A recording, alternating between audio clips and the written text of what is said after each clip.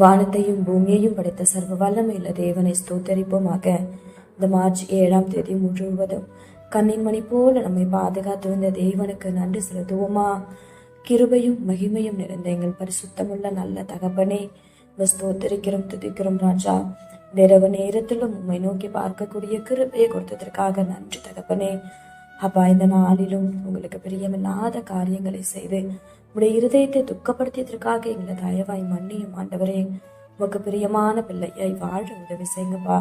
இந்த நாளிலும் எங்கள் தேவைகள் எல்லாவற்றையும் சந்தித்து நாங்கள் சோர்ந்து போகாதபடி உடைய வார்த்தை கொண்டு எங்களை பலப்படுத்தியதற்காக நன்றி தகப்பனே.